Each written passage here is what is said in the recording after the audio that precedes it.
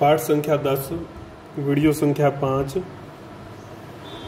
पिछली वीडियो में हमने इंग्लैंड में कृषि क्रांति के पहलुओं के बारे में चर्चा की थी। 3 बिंदु हम पढ़ चुके हैं। चौथा बिंदु जो है हमारा वो है पशुओं की नई नस्लों का विकास। पशुओं की नई नस्लों का विकास किया गया इस काल में। देखो, जब चारे में वृद्धि हुई तो उसके कारण से बड़ी संख्या में जो पशुपालन यहाँ पर शुरू होता है। पशुपालन जब शुरू होता है तो उन पशुओं से मांस, दूध, जो भी उनके उत्पाद थे उनकी भी जो है उत्पादन में काफ़ी वृद्धि होती है। उस सारे से ऐसा माना जाता है कि पशुपालन भी लाभदायक जो है एक बड़ा काम का मुनाफे का जो है व्यवसाय है। इस सारे ने ध्यान दिलाया कि कोई पशु नस्ल सुधार की ओर भी ध्यान जो है दिया जाए। आनुवंशिकी जो जेनेटिक्स है उसके बारे में किसी को कोई उस समय विशेष जानकारी नहीं थी, लेकिन फिर भी जो है सिद्ध तरीकों का, एम्पायरिकल मेथड का जो प्रयोग है, बड़ा सिद्ध तरीके प्रयोग करके जो है कई तरीके देखे गए, सिद्ध तरीके अपनाए गए। पशुओं के नस्ल सुधार में लिसेस्टर निवासी थे रॉबर्ट बैकवेल। नाम आपको याद करना पड़ेगा, आप कभी सोचो कि बिना नाम याद किए काम चल जाएगा। बैकवेल, इन्होंने बड़ा जो है काम किया, सराहनीय कार्य किया। अपने पिता का जो इनके 440 एकड़ का एक फार्म था, इस पर इन्होंने भेड़, घोड़े, गायें, इनकी नस्ल सुधारने का जो है काम किया। अपने प्रयोग द्वारा बैकवेल ने दर्शाया कि यदि सही ढंग से संकरण नस्लों को मतलब मिलाकर जो है पैदा किया है तो ऐच्छिक जो आप चाहते हो, जो जानवर में गुण हो, पशु में गुण हो, तो उन गुणों से युक्त जो है आप पशु का जो है मतलब पैदाइश करवा सकते हो, उत्पन्न किया जा सकता है। इसने न्यूली सेस्टर नामक भेड़ों की नस्ल का जो है जन्म जो है एक प्रकार से विकास किया, जिनका वजन जो है, भेड़ों का वजन जो था वो 60 पौंड होता था, जो कि पहले की जो भेड़ थी उनका 21 पौंड ही लगभग रहता था। तो घोड़े की नस्ल में भी इन्होंने विशेष सुधार का प्रयत्न किया। इनके जो फार्म पर जो पशु होते थे वो हष्ट पुष्ट होते थे, मजबूत होते थे, तंदुरुस्त होते थे, और काफी लोग उनको देखने जो आते थे प्रभावित इस सारे काम से होते थे। केवल इस बात में महत्व नहीं है कि इन्होंने नस्लों का विकास किया, बल्कि इनके तरीकों को और लोगों ने और दुनिया ने भी अपनाया। इतने महत्वपूर्ण इनके जो तरीके थे। उदाहरण के लिए ससेक्स और ड्रहम,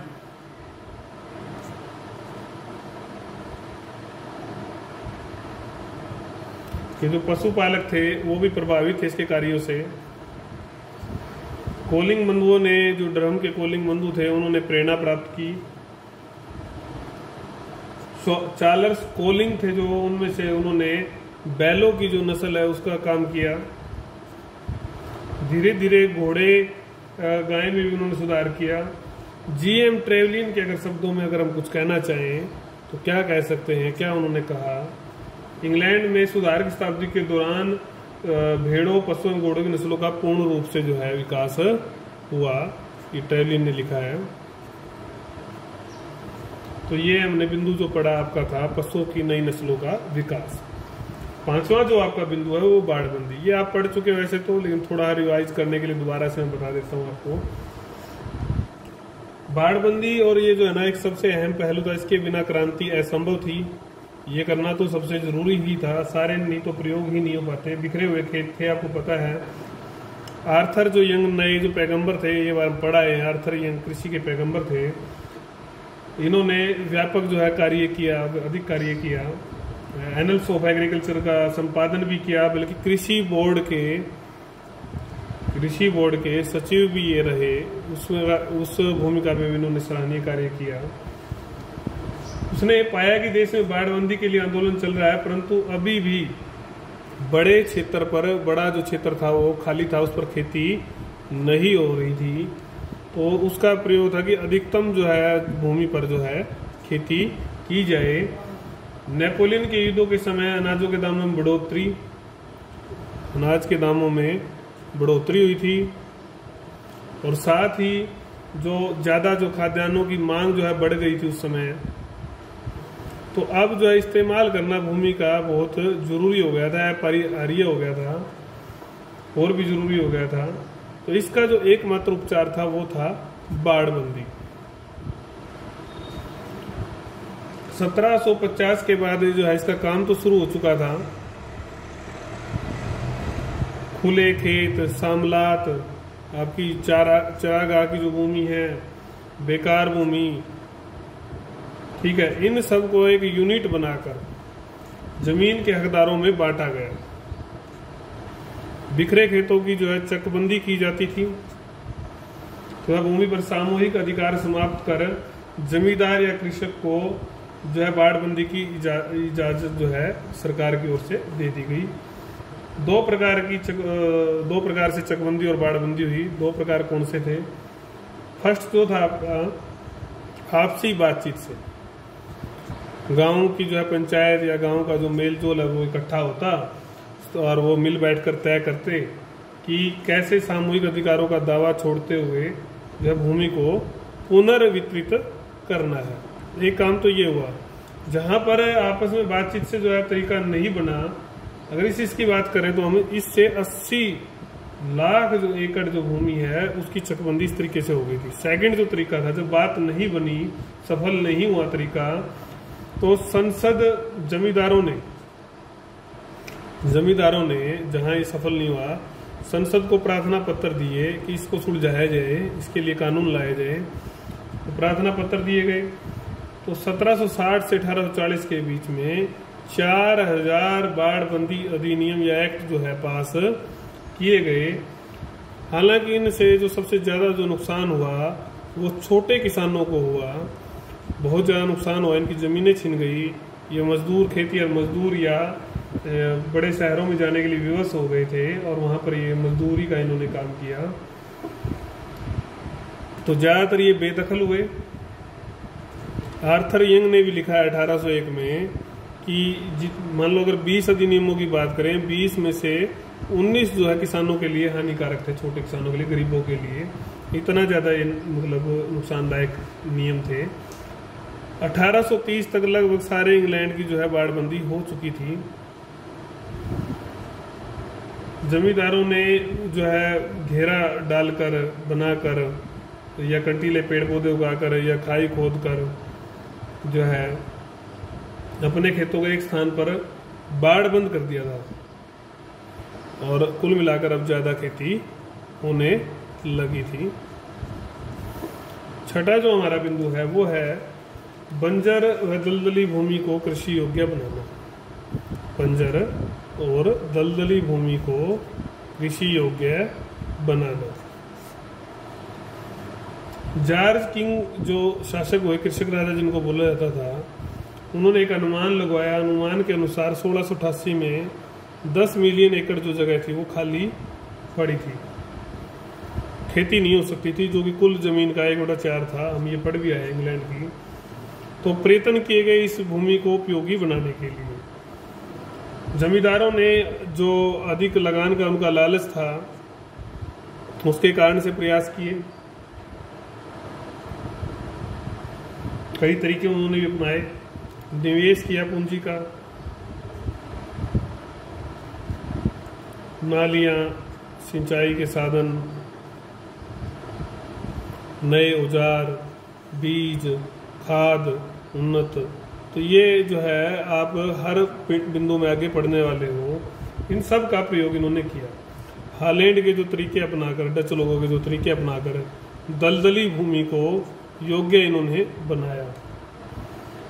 पानी की उचित निकासी का जो है प्रबंध इसमें से किया गया, क्योंकि दलदल को खत्म करने का यही एक बड़ा तरीका था। दूसरा तरीका क्या था कि चूने मिट्टी की जो खाद है वो डाली जाए उसमें, उससे भी जो है ये दलदल खत्म होती थी और कृषि योग्य बनती थी। सामूहिक अधिकार समाप्त कर दिए गए थे। अब सारी भूमि पर जो चरागाह की, सामलात की जो भूमि थी, उस पर खेती होने लग गई थी। इसी प्रकार बंजर भूमि, दलदली, अन्य बेकार भूमि को कृषि योग्य भूमि में तब्दील कर दिया गया था, बदल दिया गया था। 1795 में कृषि बोर्ड की एक रिपोर्ट आई। उस रिपोर्ट के अनुसार अगर हम बात करते हैं तो 20 लाख एकड़ भूमि को इस तरह से योग्य जो है कृषि योग्य बनाया गया। अब केवल 2 मिलियन एकड़ जमीन ही अनुपयोगी बच गई थी। तो कुल मिलाकर बहुत बड़े जो है काम जो है किए गए, जिसके कारण से इतनी बड़ी जो ज़मीन जो है वो फिर अनुपयोगी रह गई थी। नहीं तो बहुत बड़ी कम रह गई थी ज़मीन अनुपयोगी, इतनी ज़मीन को इन्होंने योग्य कर दिया था। तो बंजर और दलदली भूमि को योग्य है, बाड़बंदी का, पशु के नस्ल सुधार का, ये आपने पढ़े। इसी वीडियो में हम 2 बिंदु और भी पढ़ेंगे। आपकी जो वीडियो संख्या 5 है इसी का पार्ट है, तब जाकर हमारा ये जो वीडियो का इसका जो इंग्लैंड में कृषि क्रांति का जो अध्याय है वो समाप्त होगा। 7वां बिंदु जो था बड़े कृषि फार्मों की स्थापना। आपने पढ़ा था कैसे जॉर्ज किंग ने विंडसर में जो है अपना आदर्श जो कृषि फार्म स्थापित किया था। और भी बहुत लोगों ने जो है ऐसे काम किए। अगर हम बात करते हैं 1870 के दशक में एक आंकड़े की बात करते हैं, बहुत बड़ा जो पूंजीवादी समाजवादी जो विचारधाराएं जहाँ टकराती हैं, शोषण जहाँ टकराता है, वो क्या था कि बाड़बंदी तो समाप्त हो गई थी। अब बाड़बंदी जो समाप्त हो गई तो उस समय एक आंकड़ा आया निकल कर, वो क्या था कि जो कृषि योग्य जो भूमि थी, कृषि योग्य जो भूमि थी उसका आधा हिस्सा केवल और केवल 2,2500 भूमिपतियों के पास था और बाकी दुनिया रहेगी सुनियारी। मतलब इंग्लैंड के जो लोग हैं, कितने लोग होंगे, कितनी जनसंख्या होगी, इतने के पास आता। तो ये असमानता जो है, असमानता भी बहुत से रोगों का जो है कारण है। इतनी असमानता क्यों आई, ये बाद का विषय है, इसको आप खुद भी सोच सकते हो। आज भी हमारे समाज में असमानताएं व्याप्त हैं। लेकिन अब खेती में पूंजीवादी लाभ की, मुनाफे की जो प्रणाली है वो शुरू हो चुकी थी। व्यापारिक दृष्टि से जो है नकदी फसलें लेने का जो काम भी धीरे धीरे शुरू हो चुका था। तो बड़े बड़े जो है कृषि फार्म जो है इस कारण से स्थापित जो है बड़े बड़े भूमिपतियों ने किए। इन फार्मों पर नई फसलें, नकदी फसलें, बदल बदल कर फसलें बोना, ठीक है। साथ ही जो आपको पता ही है, वही मैं बार बार ये हर बार आएगा, बीज, खाद, औजार, उन्नत नए तरीके, नए आधुनिक जो है ये प्रयोग किए गए खाद के भी। इन सब से जो है नॉरफॉक तट पर अगर हम थॉमस विलियम कोक की बात करते हैं, हम पहले पढ़ के आए हैं कोक के बारे में। होलकम इन्होंने अपनी जो है स्टेट स्थापित की थी। होलकम, टूल, टाउनसेंड तथा बैकवेल के प्रयोगों को भी इसने, जो कोक ने लागू किया, इन सब के प्रयोगों को लागू किया। जैथरो ड्रिल थी आपकी, चाहे वो टर्निप वगैरह की जो फसलें थी, नस्ल सुधार था, सारी चीज़ों को इसने लागू किया। शुरू में इसकी जो स्टेट थी उसमें केवल 200 लोग ही थे। 200 पाउंड जो है वार्षिक जो है किराया जो हिस्से आता था, 2000 पाउंड। लेकिन अब क्या हुआ, 40 सालों में कितनी उन्नति यहाँ पर आई, देखो आप कि 20,000 पाउंड तो इसकी जो है आय हो गई और 1100 समृद्धशाली लोग वहां पर रह रहे थे। समृद्धशाली लोगों की बात कर रहे हैं, मतलब खुश थे लोग। इसी प्रकार का जो ड्यूक ऑफ बेडफोर्ड ने भी स्थापित किया था कृषि फार्म, दूर दूर से लोग देखने के लिए आते थे। जॉर्ज के बारे में पढ़ चुके हैं, विंडसर में कृषि फार्म की स्थापना की थी।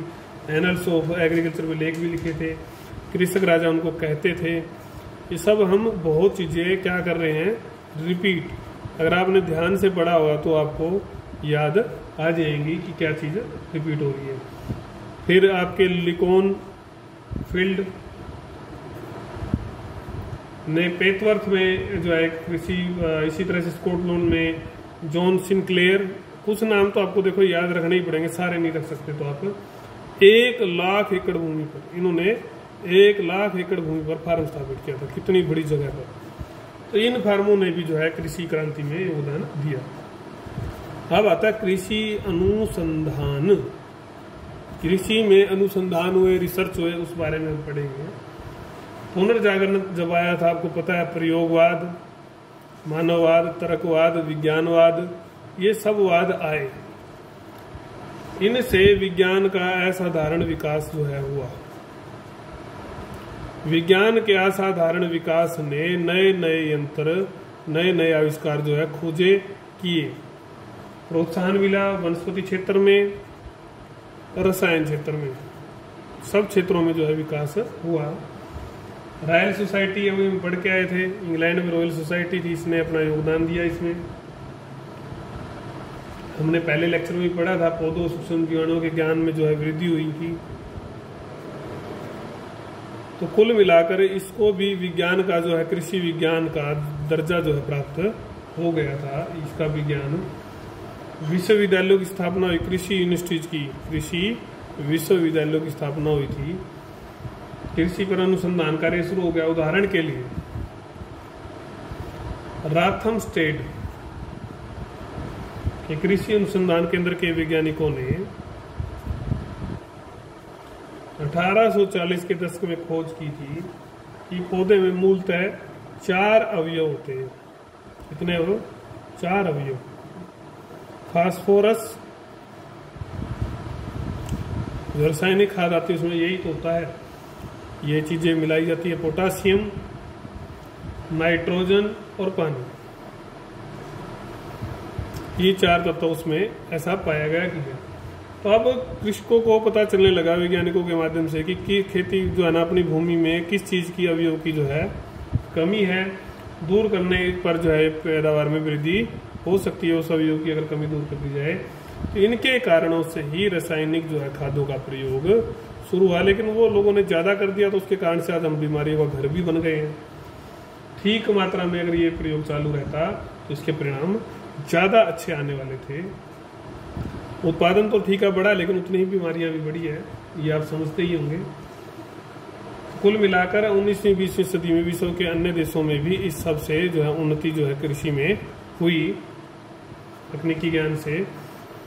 तो ये हमने अभी तक पढ़ा कि इंग्लैंड में कैसे जो है कृषि क्रांति आई, बड़े कृषि फार्मों की स्थापना हुई, कृषि अनुसंधान हुए।